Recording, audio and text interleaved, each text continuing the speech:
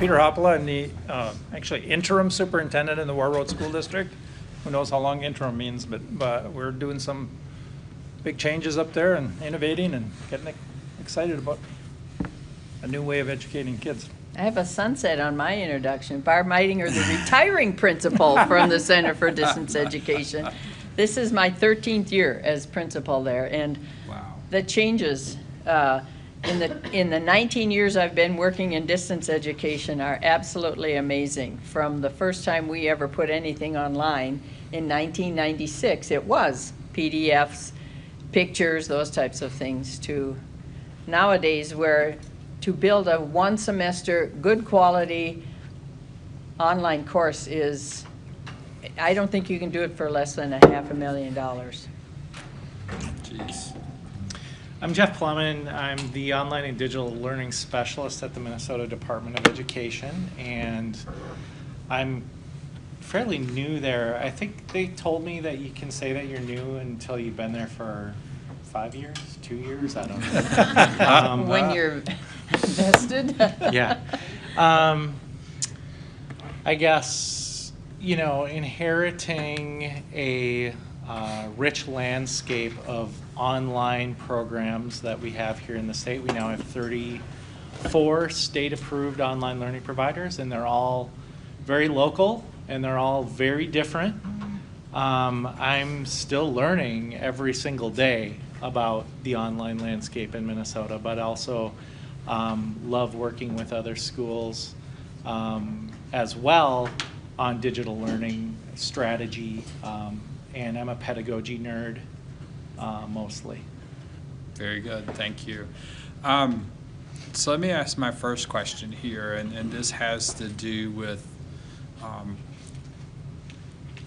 the culture in education, because a long time, you know, you go into a school district and there's a certain culture, but typically from district to district there's not that much of a change, but it stayed constant for a long time. We've got this paradigm of K through 12 and everybody moves through year to year.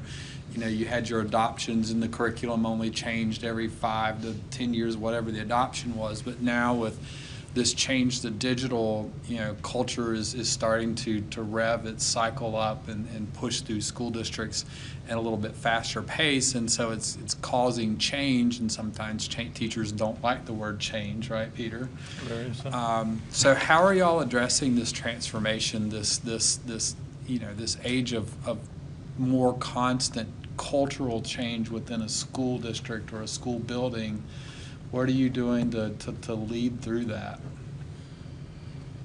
I think in our case, it's a matter of educating people and making people aware of what's going on. I can tell you in a small rural district now in northern Minnesota, we're pretty isolated, and those teachers have been isolated, and even though the devices are there, we have broadband, but people haven't really engaged in all the new things that are happening, and they really aren't even aware. Like I think I might have said earlier, there weren't many of our teachers who even had heard what an LMS was and had no idea when we started talking about using an LMS. They just were like, what are you talking about? And I have to say, it wasn't that long ago when I was at that point, but it's a matter of just educating them all the time. I mean, I constantly am sending out links to things that they should be watching and taking a look at, and talking about personalized learning now, and that's our major focus. So it's a learning process, and just making people aware of what things are happening. Well, and because we're supplemental for at least 90% of our students, in other words, they're already in a brick and mortar school, but they're taking courses from us to supplement what they're taking in their brick and mortar school. Our focus is, as I've said a couple of times now today, on the student, and for especially the rural students, they now have the ability to go outside of what is in their little town, to learn what is out there in the real world, and to identify perhaps a career they had never considered for themselves, because they can get exposure to that through our coursework. Yes, we offer credit recovery like Apex does, but it really is only about maybe 10% of our students at the most that are taking credit recovery courses. They're taking core courses, they're taking AP courses, they're taking career and tech ed courses, they're taking career exploration courses, and it's opening up a lot to those students that they never had exposure to before. So even if it's happening one student at a time, that may feed out into the school and change the culture of the school to realize that we're holding our kids back. We need to go out there beyond what we physically have here, keep them in the school so we can still keep that family feeling about it, but let other sources come in. Very good, thank you. You know, I in my job at the Department of Ed, I get to hear from lots of people, so I take calls from the public who are asking questions about different ways to navigate schooling, take calls from counselors and principals as well around these things. And I think, you know, some of my biggest epiphany today is this, really this idea of the, what do we call it, direct-to-consumer? Consumerization. Education that's happening. And I think we're starting to see some of that based on some of the calls that I'm getting. So parents asking, you know, if X course, if the student takes it in the summer, will count at their high school. Of course, you all know the answer. It's a what kind of decision? Local decision. Local decision, that's right. Say it with me. Go You know, Minnesota. but it's interesting because I get to hear those questions. And so I'm starting to reconcile some of what I've heard in the last year with these things that are actually going on here. So there is a lot of innovation, and people are starting to think differently. There's, you know, we've got a healthy school choice movement happening here in Minnesota. Online learning is one small part of that. We've got a lot of program innovation, like Peter's school talking about applying for, hopefully successfully eventually, getting a innovative program waiver. But there's lots of other programs as well thinking about doing innovative program things. I guess, you know, for me, though, still, when you look at what we've done, not a lot has changed from when I started teaching school in 1996, when you started, you know, your program there in North Dakota. And I wonder, you know, really what it's going to take to kind of push us over the edge and get things to really start moving. But I guess for me, what I'm doing to lead this is putting on the brakes a little bit at this point in my career, being way less focused on the tools and the shiny objects. I talk, you know, in some of the talks I give, I talk about shiny object syndrome and needing to avoid that, and really focusing on quality for every learner every single day, making sure the way that we are doing this, the way that I'm actually leading this work with some of my colleagues is we've got a digital accessibility cohort that we've never done before. So we've got a group of 7 schools that we invited to participate in a pilot project with us to just learn to examine digital accessibility and what it means for them, which is awesome because we have no oversight over that. Like, we're not the police of digital accessibility. That's a federal rule.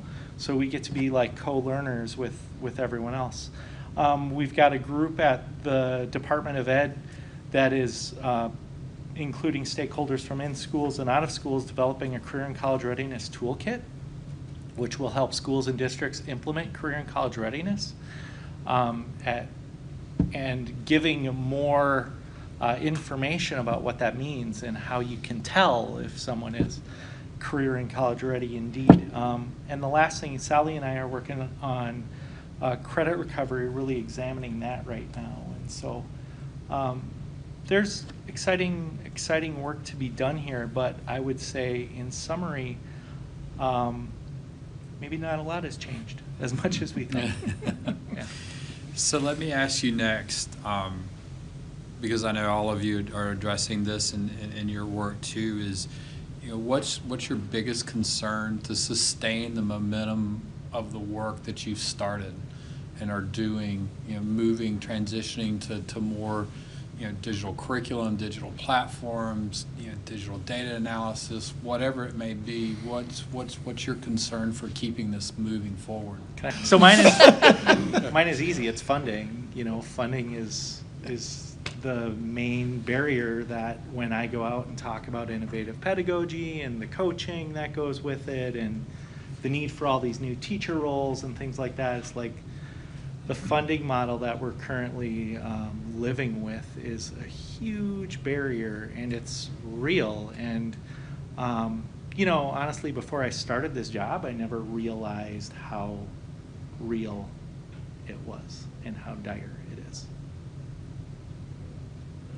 Well, I could say funding too, because the Center for Distance Education is a state agency, but we are also a public school district. So we do issue diploma, but we get general funds from the legislature for us, and then we have what are called special funds that we raise because we have to charge tuition. We do not get any foundation aid for any of the students that we work with.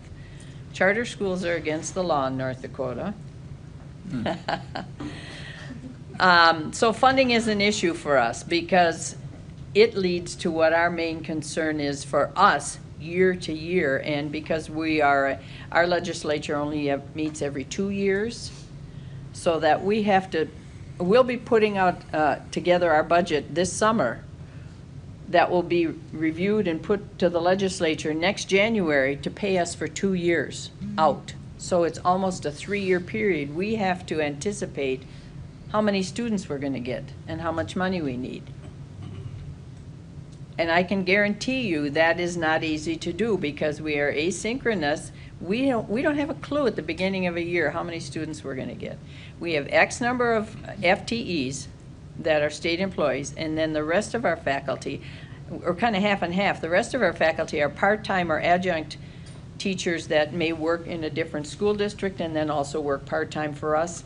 So we need to have flexibility. That's where our flexibility comes is, okay, all of a sudden we've got this school out there that has no English teacher in rural North Dakota, and this is going to bring in 60 to 70 more English students for us for the school year. So we've got to go out and find somebody to teach English because we're already now full with our regular FTE teachers. So it is teachers. It's having sufficient teachers to be able to cover enrollments that go like this.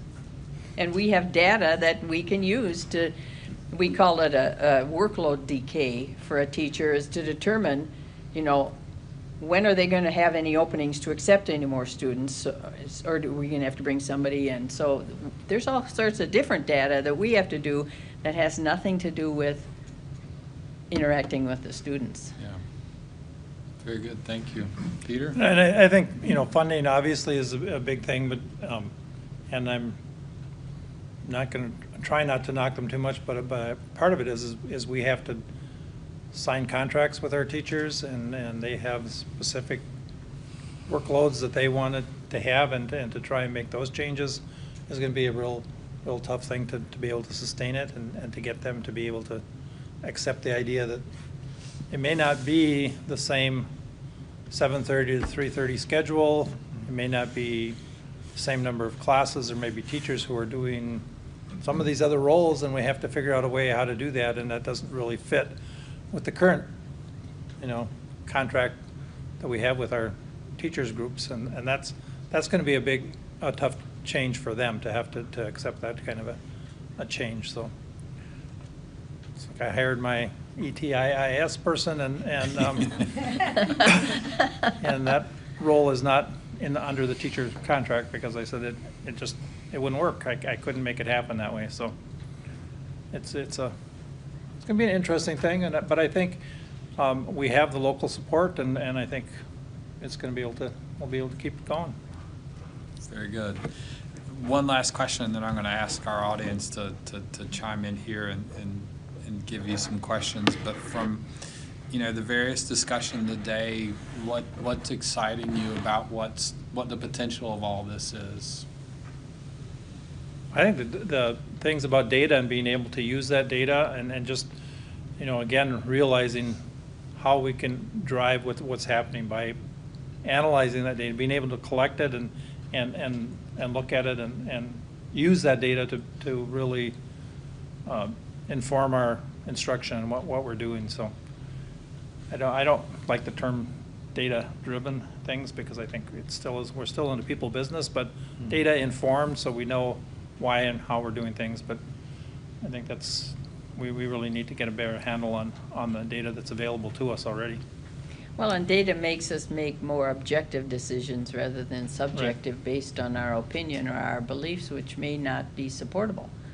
But what's exciting me is, and it came out recently, the brief on 6 reasons why PD is not working, or I can't remember what the title of it was, but we were doing it one size fits all, and here we are supposed to be teaching students and personalizing the learning, but we use this broad paintbrush for professional development when you're not hitting the teachers where they need it most. So. For me, I just think it's exciting to hear people talking about competency-based ed and talking about personalized learning and seeing models where that's actually, being tried, or at least people are talking about it seriously. Yeah, there are some great examples of where it's thriving, where it's really thriving. So yeah. Anybody in our audience have a question you want to ask for all 3 or an individual one? Just carry on with your comment. What are some of these schools that are thriving so well? Can you share those with us? Lammersville, USD, Lammersville High School in particular. Mountain House High. Yeah, it's Mountain House High School in Lammersville, USD.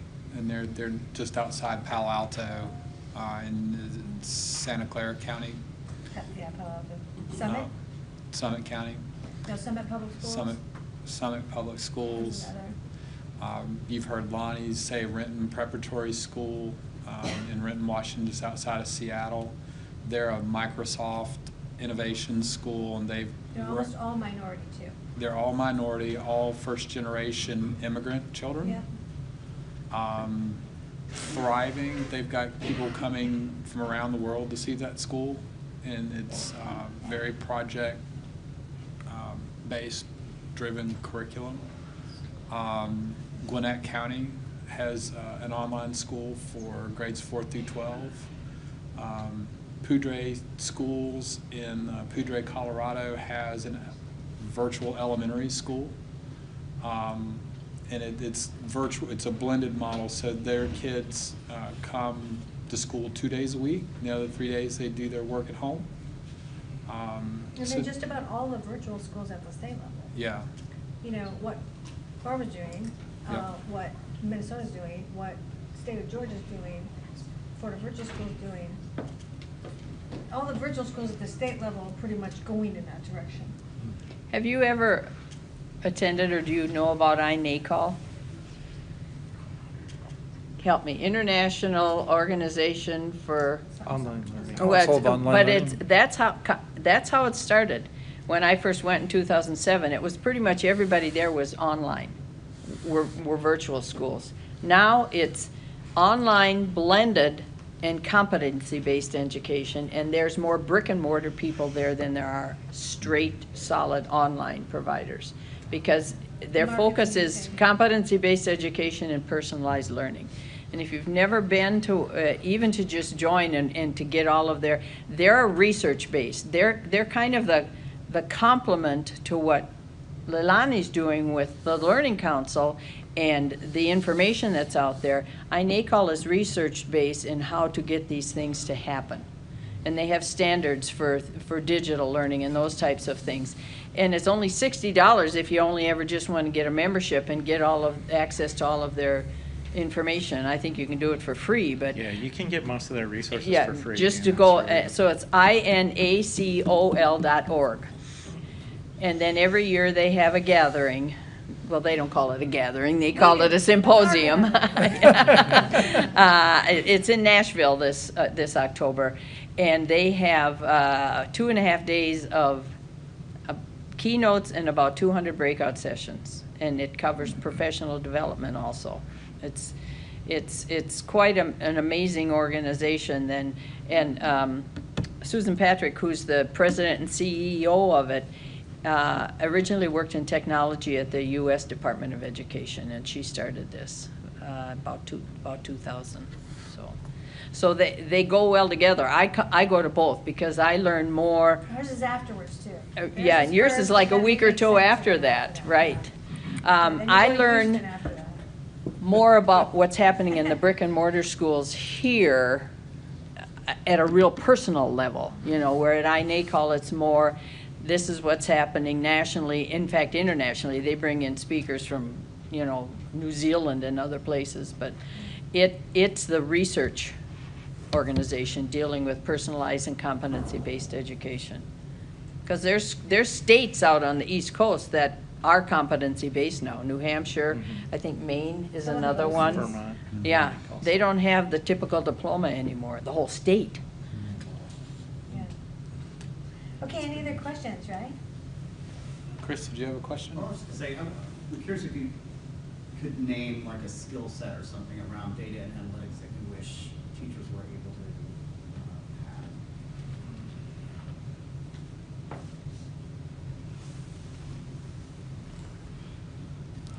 Well,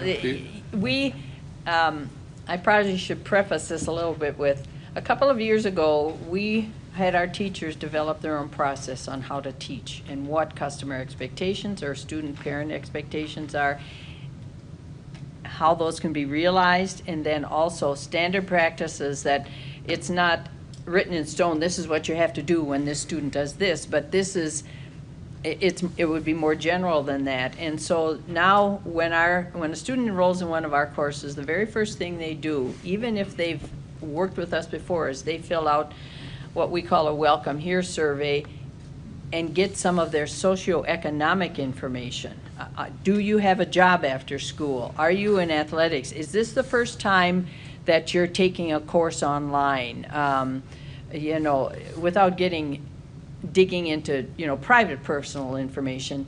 And now they have that stored so they know what they're working on now is knowing when best to intervene. When a student something's happening, and it may not even be tied to a gap in learning. It may be, okay, maybe something's happening away from this that we need to find out about. We deal with any number of students where the student lets us know, or the parent calls, or the school calls and says, my child is now an inpatient at Prairie St. John's because of an addiction or something or other. What can we do? We have to adjust for that school. In some cases, we freeze their enrollment and just back off from them while they're doing healing, whether it be mental or physical healing. Or if a girl has a baby and she's 16 years old, for 6 weeks, we don't expect her to work really in her course at all. She's got more important things to be doing, learning how to be a mother. And then we adjust as we need to. So the important thing for our teachers is to know when best to intervene, and they can look at whether it be educational data or something that they have on record with that relationship they've developed, and what type of intervention to do. I would just add to that, I think the biggest skill, and maybe a skill gap that I've kind of noticed, is where teachers who sort of jump into the digital will use some digital tools, and maybe if it's a hybrid class, they'll say, on the digital days you do these things. Instead of thinking of those things as two separate spheres, as isolated sort of experiences, thinking of the whole learning experience, again, from the UX kind of angle. What is the user experience of all of this learning, the face-to-face learning, the digital learning that's going on? The wrong way to do it is, to have the digital track running parallel or, next to or going even a different direction from the face-to-face track. Like, those things are one experience for the student, right? That's all of their learning. So I guess it's just integrating what's happening in the digital side with what happens on the face-to-face side. I love that you said that, because that's where we want to have the whole conversation go next year in our design for digital conversation. So this year was the analytics conversation. Next year is the design for digital, and that's the issue we have all over America, is everybody's running two tracks.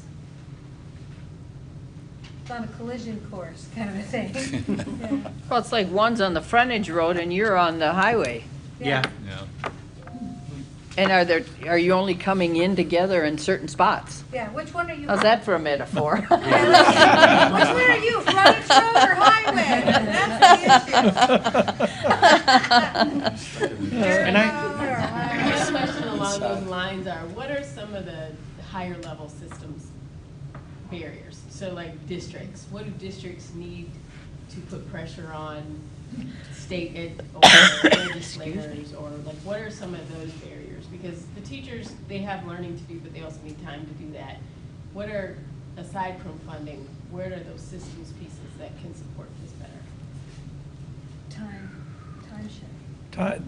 Time is a big thing, and that's, I mean, in our schools, and then part of it goes back to people expectation that they work an 8-hour day, although our teachers work well beyond 8 hours for the most part, but that's their contract day, and so then within that time, I don't think we have time in our 175 school days that we have for our teachers to really learn. I mean, I would be a strong advocate for year-round school and have breaks in between where teachers are actually learning about all these things, and we really move to teachers being year-round employees and not just 9-month employees, and get away from that whole picture, and because we need that time for them to learn and for us to work together. That would be in my mind a lot better system.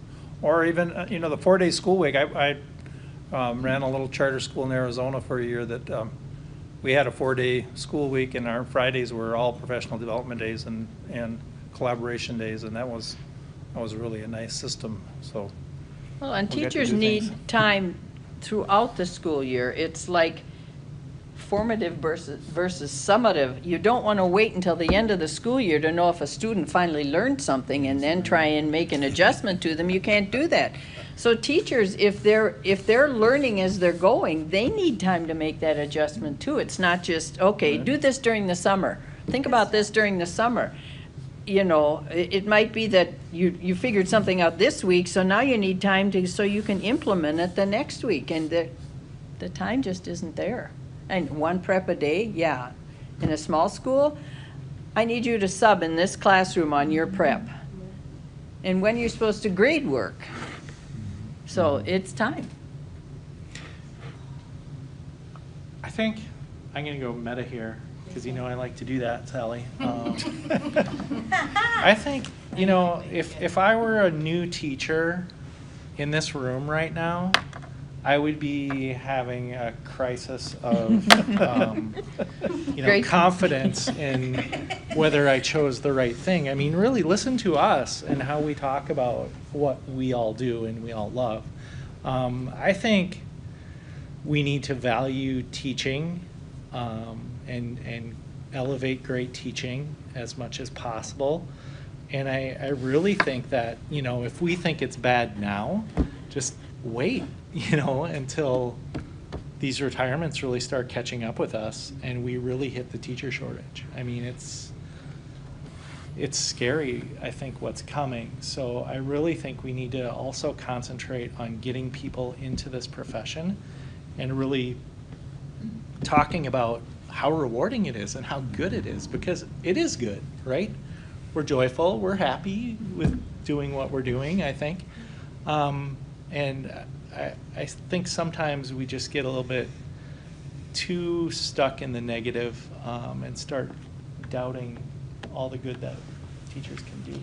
I know that's mushy. It's interesting. Our superintendent of our Department of Public Instruction has started a student cabinet where she brings in students of varying grades from throughout the state to hold discussions on things. And it's probably been a year ago now where they had them, brought several of us in from different areas of education, and we got to meet with these students. And a seventh grader, when I asked, I said, you know, what would you like to do, you know, and learn so that you know what you're going to do when you get out of school? And she said something or other, and I said, would you ever become a teacher? And she said, no, it's boring, and they work too hard. Yeah. So the kids aren't getting the impression that they'd want to be a teacher in school. And that's got to change. You know, they have to want to become a teacher. I think one thing we can do, just, you know, going off for a real answer to this, I think one thing we can do at the department is really have some honest conversations about CBE and what it would take to make CBE easier for districts like yours that want to do it, you know, either within current statute language by saying, actually, you do have the flexibility, you know, it's just a perception, or in places where maybe statute needs to be updated, you know, making moves in that direction too. But I think we do need to start having some conversations about that. I think we need to be more politically active. I hate to say that, but we really do. And that's, I mean, part of the problem is our legislature changes over, and, you know, who knows what's going to happen next, and, you know, what are they going to come up with? I mean, in the 90s, we had the Profiles of Learning in Minnesota, Well, which I remember to me that. was, when I wasn't teaching in Minnesota at the time, but when I heard about it, I thought, this is great. The whole idea, concept of it was, and legislature changed, and we went away from that, and so, I don't know, we need to go back towards something like that. But Yeah, it's closer to where we want to be now. yeah, it is closer. One more question. This could probably be a long-winded answer by any of you, but a short one will do for sure. What are some of the advantages or obstacles in delivering special education in an online setting? I think that actually the use of digital tools with the special education can be a great thing. I mean, I just look at what Apex Learning is doing with their credit recovery or that, and their tutorial things. I mean, you can take that one little piece where the student is struggling and really focus on that. I mean, I think there's things out there for them to do, and but it goes back to teaching them those competencies too on the social emotional learning end of it. That how do you do these things, and how do you teach those time management skills and confidence building things so that they feel that they can do it. I think a lot of our special ed kids have just got that idea in their heads that I can't do it. You know, I'm never going to be able to do it, so why even try? And I think they're wrong in that perception, but somehow we have to change that perception. I think the use of these tools could help them be successful. I mean, they can go on their phone and play a game, and they'll try and try over and over again if they know there's some reward at the end, and they get that reward from winning or making the next level on their game or whatever. If we build that into some of what we're doing and teaching them that, I think they can be successful, and they need to have those opportunities to be successful too. I can tell you, because we work with special ed kids, and we are not physically in the same location as them, but the very first thing we ask for is a copy of the modifications or accommodations that are in their plan. And then our teachers work with the resource room teachers on site where the student is, and we can adapt the curriculum as needed. So, you know, if it says, you know, eliminate one of the 3 choices or whatever, that can be done within the learning management system, or excusing or shortening or coming up with alternative type of assessments for the students. So as soon as they're identified on the enrollment as an IEP or a 504 plan student, that's the first thing we want, is that sheet of modifications and accommodations, and then we get a hold of the resource room teacher or whoever is working with the student on site, so that right away we're working with them to adapt as necessary. And because there's not the hard and fast, classroom end dates for assignments and things. They can flex and pace their schedule as they need to. And if they need extra time, we give it to them. Yeah, in some respects, I think online is easier in that way, right? Like more flexibility, yes. maybe. Since Barbara answered from a supplemental perspective, I'll answer from like a full-time online perspective. I think, when a student leaves their district and enrolls full-time online, a new evaluation needs to occur, probably, you can tell me if this is breaking the law, but in account for the new form, you know what I mean? I think it's a real challenge to fit the old plan into the new form, because the new form offers new opportunities, right, to engage in different ways, but some ways like aren't possible or maybe don't work. So I think it's that, but a big concern of mine, I think, is the transition services and social emotional learning that happens in school, because we're seeing, numbers of students who are having a rough go in school socially, finding online and finding success academically, but the social emotional development piece still kind of concerns me. Yeah, we've worked with a few transgender students, and I can tell you that's a challenge for them, and they often leave the school and come as a diploma program student with us, because there's so much pain for them in the public school. Interesting. All right, well, I'm going to say thank you to our three guests, Peter, Barbara, and Jeff. Let's give them a big hand. Thank you so much.